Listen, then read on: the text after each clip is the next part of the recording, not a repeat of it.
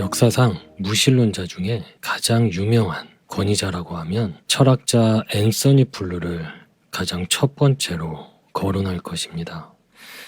그는 무신론을 전파하는 것에 대해서는 그 누구보다 열정적이고 전투적이었으며 가장 깊은 통찰력을 지니고 있었습니다. 그리고 많은 무신론자들이 그를 추종했고 그를 지지했습니다.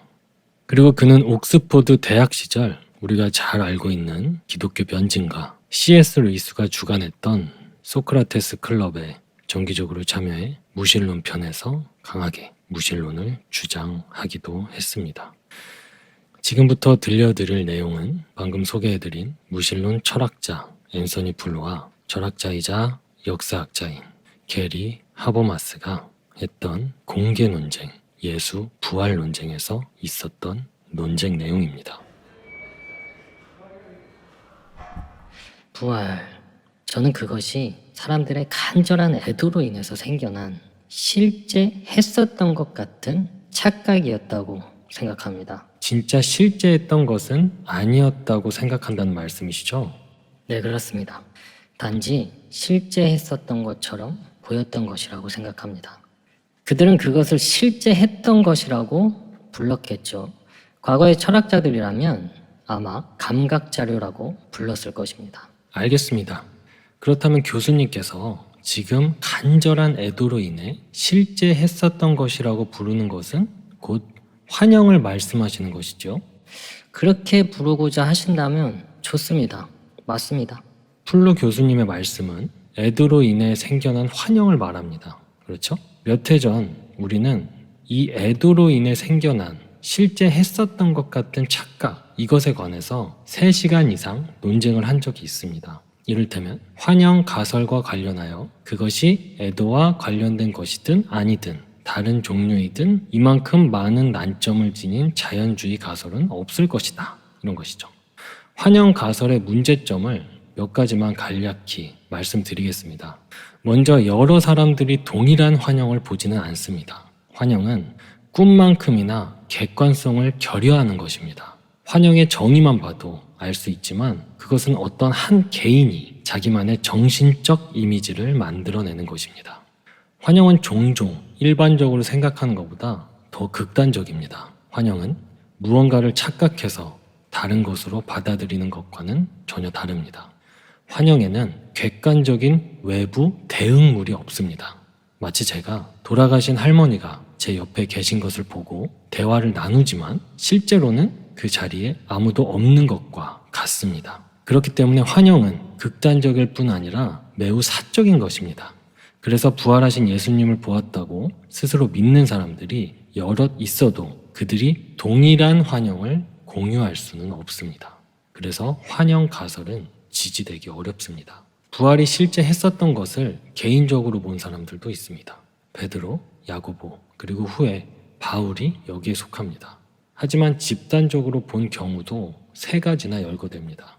12제자들에게, 모든 사도들에게, 그리고 500명의 사람들에게 한 번에 부활이 실제했던 것이 목격되었습니다. 환영은 집단적으로 목격될 수 없습니다. 같은 것을 함께 환영으로 볼 수는 없기 때문입니다. 또 다른 큰 문제는 다양한 상황의 사람들이 개입되었다는 점입니다. 남자도 있었고 여자도 있었으며 야외에 있던 사람과 실내에 있었던 사람도 있었습니다. 걷고 있던 사람, 서 있던 사람, 앉아 있던 사람도 있었습니다. 이런 다양한 상황도 환영 가설을 약화시킵니다. 그들은 예수님이 죽었다는 사실에 환멸을 느끼고 있었고 절망에 빠져 있었습니다. 그런데 약물이 투여되지 않은 상태에서 환영을 보는 것은 지각이 고조되어 있는 상태인 경우가 대부분입니다. 또 다른 커다란 문제는 빈 무덤입니다. 만일 그들이 환각에 빠져 있었던 거라면 무덤에는 어떤 시신이 있었을 것입니다. 하지만 예루살렘에 산책 삼아 찾아가 볼 수 있었던 그 무덤에는 아무도 없었습니다. 환영이 최상의 설명이라면 그렇지 않았겠죠. 다른 것이 아직 여럿 있지만 한 가지만 더 이야기해 보겠습니다. 일반적으로 환영은 누군가의 삶을 바꿔놓지 않습니다. 예수님의 부활을 본 그들의 삶이 변화했습니다. 그들은 그것을 증언하다가 죽을 것을 알면서도 죽음을 기꺼이 받아들였습니다.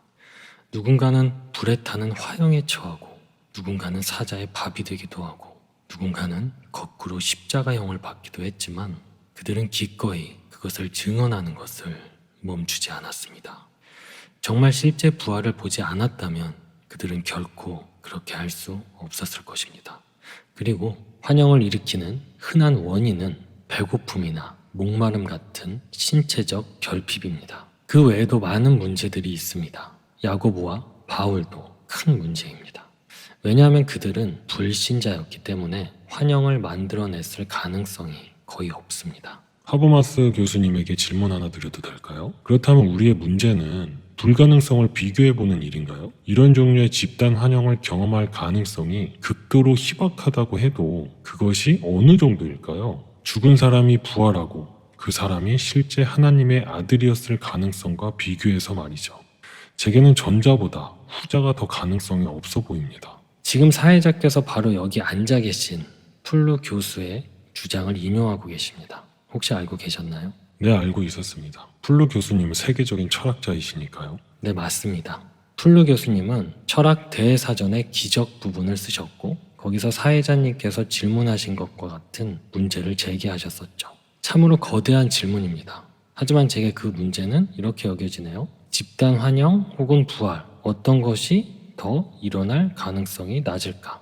이렇게요. 일견 부활이 집단 환영보다 더 이상하게 여겨질 수도 있습니다. 여기서 중요한 문제는 그런 환영들이 한 번만 예외적으로 생겨난 것이 아니라는 점입니다. 만일 우리가 가진 보고가 사실이라면 부활의 실제가 믿지 않는 자들에게도 500명에 이르는 집단에게도 또 모든 사도들, 모든 제자들 그리고 여자들에게도 목격되었습니다. 이처럼 몇 개의 집단이 있습니다. 이제 제가 다시 묻고 싶습니다. 여러 개의 집단 환영과 단 한 번의 부활 중 과연 어떤 것이 가능성이 높을까요? 그저 한 집단에게만 나타난 것이 아닙니다. 물론 저는 이 문제가 확률 문제라는 사회자님의 지적에 동의합니다. 좋습니다. 그런데 저는 그러한 보고들을 꼭 그렇게 진지하게 받아들여야 하는지 모르겠습니다. 어떤 사람들은 자신이 부활을 실제로 보았다고 했지만 정말 실제로는 아닐 수 있습니다. 그리고 500명이 보았던 환상의 경우에는 우리가 믿을 만한 증거가 없습니다. 바울에게도 나타났다는 등 다른 내용이 덧붙지 않았다면 그 자체로는 믿기 어렵습니다. 제가 보기에는 그 말은 그렇지 500명이 함께 본 적도 있었지 라는 말처럼 그냥 던져진 말인 것 같습니다. 그 부분을 볼 때 아주 어색하고 인위적이고 그럴듯하지 않은 첨가처럼 느껴집니다. 네, 그 보고가 진지하게 받아들여지는 이유는 그것이 고린도전서 15장 바울 이전에 형성된 목록에 포함되어 있기 때문입니다. 바울은 그 목록을 누군가로부터 건네받았고 비평가들은 그 시기와 장소를 주 35년 예루살렘이라고 추정하고 있습니다. 그래서 이 목록은 대단히 진지하게 받아들여지는 것입니다. 이 부분은 신앙 고백문입니다. 바울답지 않은 용어 사용, 형식을 갖춘 목록, 전후 문맥과 구별되는 구문 형태 등을 보고 그렇게 판단합니다. 신약 성경에는 이런 신앙 고백문이 여러 곳에 나타나는데 신약 성경이 쓰여지기도 전 이른 시기에 구전으로 형성된 것들입니다. 바울은 그것을 받았다고 말하는데 대부분의 비평학자들은 그 시기와 장소를 주 35년 예루살렘으로 봅니다. 학자들이 500명의 목격담을 진지하게 받아들이는 이유는 그것이 바울이 고린도전서 15장에 기록한 목록에 포함되었고 그 목록은 증거들 중에서도 가장 오래된 것이기 때문입니다. 글쎄요. 그렇다면 제게는 도리어 그 주장이 약화되는 것으로 보입니다. 왜 문제가 되나요? 제 말은 만일 예수님이 더 많은 수의 사람들을 한자리에서 가르치셨던 적이 있다면 유명한 5,000명과 4,000명을 먹이신 사건처럼 부활이 실제했던 장소에 수천 명이 있었고 그 중에 500명이 그것을 보았다는 것을 선언적으로 이상하게 여길 이유가 있을까요? 글쎄요. 5,000명을 먹인 사건도 저로서는 대단히 믿기 어려운 것 중 하나입니다. 제가 하고 싶은 말은 예를 들어 6월절 같은 시기에 사람들이 모였다면 500명이 모이는 것은 문제가 아니라는 것입니다. 문제는 얼마나 많은 사람들이 모였냐가 아니라 하지만 500명의 사람들이 동일한 환상을 보았다는 것은 500명이 함께 모였다는 것보다 놀라운 것입니다. 제가 보기에는 이 부분이 다른 모든 주장보다 훨씬 더 놀라운 주장이며 그렇기에 훨씬 더 강력한 증거가 필요합니다. 그렇다면 예수님이 12 제자에게 동시에 나타나셨다는 주장은 어떻게 생각하십니까? 혹은 사도들에게 나타나셨다는 것에 대해서는요? 그 점은 받아들일만 하다고 생각하시나요? 글쎄요. 만일 그들 중 누군가에게 나타나셨다면 부활은 정말로 일어난 것입니다. 플루 교수님, 질문 하나 드려도 되겠습니까? 부활이 일어났다는 것을 증명하기 위해서는 어떤 증거가 필요한 것인가요? 증거가 될 만한 것이 있습니까? 아니면 원칙적으로 부활이라는 것이 지나치게 개연성이 떨어지는 일이라 그 어떤 것도 증거가 될 수 없는 것입니까? 좋은 질문입니다. 어떤 것이 훌륭한 증거가 될 수 있을까요? 저는 아무런 대답도 할 수 없을 것 같습니다. 네, 모르겠어요. 그럼 이렇게 질문 드리겠습니다. 교수님께서는 신학과 반증 가능성이라는 논문을 쓰셨죠. 네, 1955년에 쓰여진 것으로 알고 있습니다. 네, 1955년에 출판되었죠. 네, 맞습니다. 네, 훌륭한 논문이었습니다. 반증될 수 없는 주장은 믿을 수 없다고 하셨습니다. 물론입니다. 그럼 교수님의 관점은 반증될 수 있는 것인가요? 저의 불신 말입니까? 네, 구체적으로는 부활에 대한 교수님의 불신이요. 우리에게는 역사적 사실들의 목록이 있고 교수님께서는 매번 그 역사적 사실들에 대한 자연적인 가능성을 제기하십니다. 그리고 그 가능성은 또 여러 답변으로 반박됩니다. 그렇다면 과연 어떤 지점에 이르러야 교수님께는 부활이 실제 사건으로 보이기 시작할까요? 또는 반대로 어떤 지점에 이르러야 교수님의 믿고 계신 관점이 반증될 수 있다 혹은 없다는 결론에 이르게 될까요? 솔직히 답변을 드리자면 저도 잘 모르겠습니다. 확실한 답을 드릴 수 없군요. 교수님, 지금 제 말이 교수님이 교수님에게 응답하고 있다는 것을 아셨나요? 네, 그렇군요. 그런데 불신에 대한 반증 불가능성은 믿음에 대한 반증 불가능성과는 조금 다른 문제라고 생각합니다.